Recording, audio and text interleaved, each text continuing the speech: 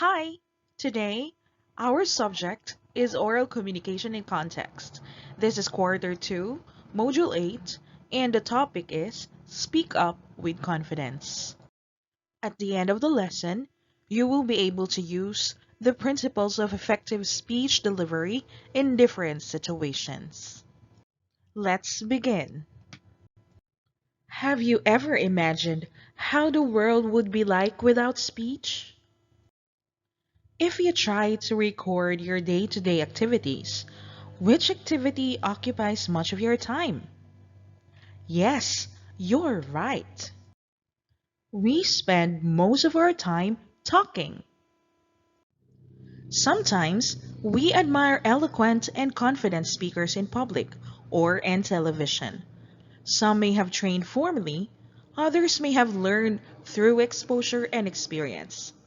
If you undergo proper training either formally or informally, you can be a good and effective speaker. Before we proceed to our discussion, let's try to answer Activity 1. Activity 1. Heal as one. Directions. Read the given scenario, then write your speech on the next page. Use the activity sheet. You are a medical frontliner who devotedly serve COVID patients in your assigned ward. You witness their struggles in fighting the mysterious disease. Some died and others are still under medication. Your task is to prepare and deliver a 3-minute speech via national television to convince all people to stay home and to observe strict safety protocol at all times in order to flatten the curve in your country.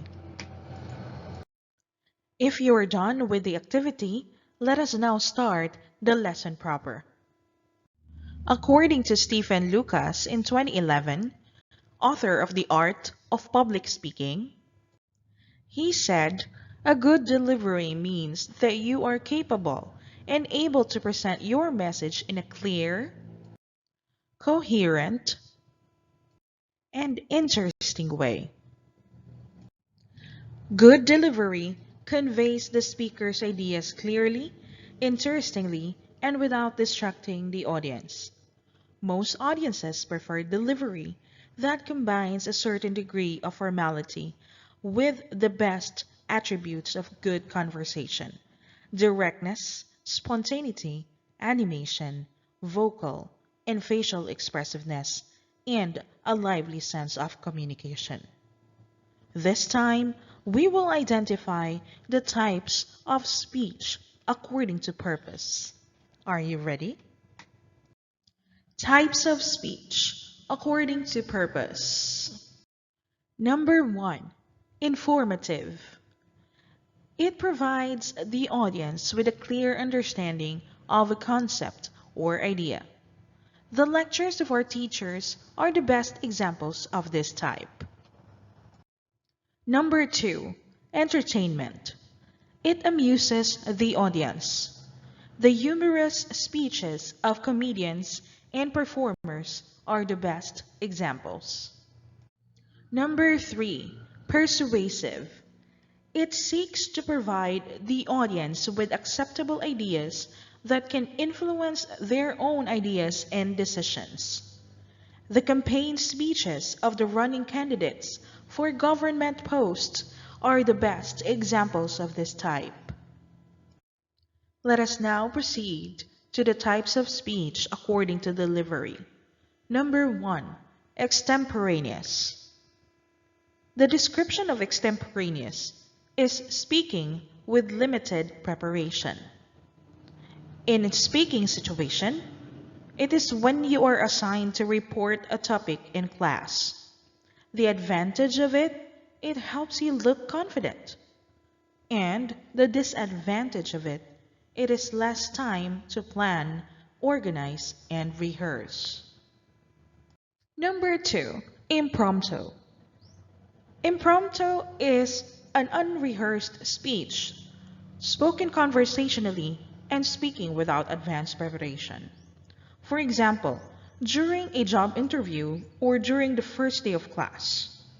The disadvantage of it is a natural speaking and it is more focused and brief. However, the disadvantage of it is tendency to be disorganized. Number 3, manuscript. It is a reading aloud a written message. For example, you are reading the rules and criteria in a contest. The advantage of manuscript is it is a guided speech. However, the disadvantage part is it lacks audience rapport or connection. Lastly, we have number 4, memorized. Reciting a written message word for word from memory. For example, when you perform a stage play. The advantage of memorize is exact repetition of the written words from memory. However, the disadvantage of it is the speaker might forget his or her line upon overcoming his or her stage fright. Alright, we are done with the discussion part, and we have learned the types of speech according to its purpose and delivery. And now, let us practice. Directions. Look for samples of speeches according to purpose, one for each type, and analyze them. Number 1. Speech to inform. Letter A. What is the topic? Letter B. How is the topic made concrete or visible to the listeners? Letter C. What new things does the speech aim to teach the listeners? You may pause this video and answer it in a piece of paper. Number 2. Speech to persuade. Letter A. What is the topic? Letter B. What does the speech aim to change? Letter C. What modes are used to arouse the listener's emotion? Letter D. What changes does the speech aim to achieve? Again, you may pause this video and answer it. Number 3. Speech to entertain.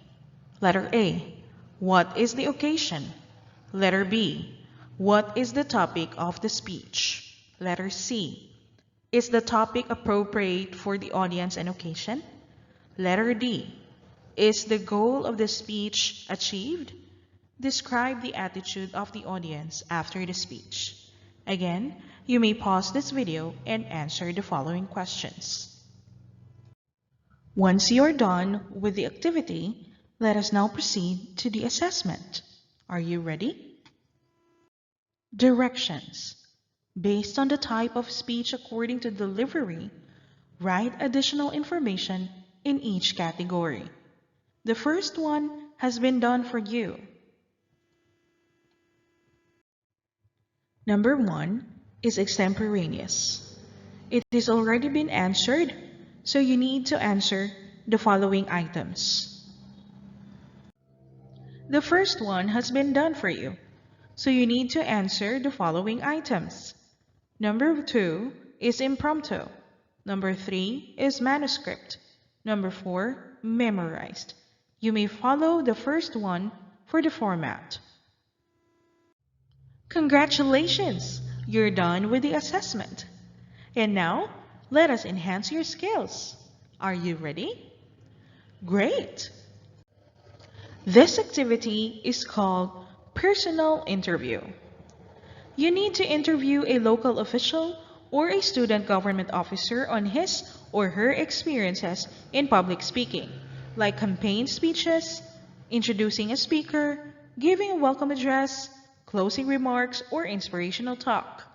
Then, with a minimum of 300 words, make a written report about their responses. You may use a sheet of paper for your answer. Please observe the safety protocol when conducting your interview. Wear a mask and observe social distancing. You may also use social media like Facebook, Messenger, or video call in conducting this activity to avoid physical contact. Good luck! We're done. At this point, let us reflect. So tell me, what were your thoughts or ideas about the principles of speech deliver prior to the discussion of this lesson? And what new or additional ideas did you learn after taking up this lesson? You may answer those questions and record it and send it to my messenger. It's either a video or an audio. Good luck! All right, we are done. Perfect. Thank you very much for listening to my video lesson this morning. I hope you learned a lot. And I would like to remind everyone that you need to be brave. Whenever you speak to the public, be confident. Speak up and be confident.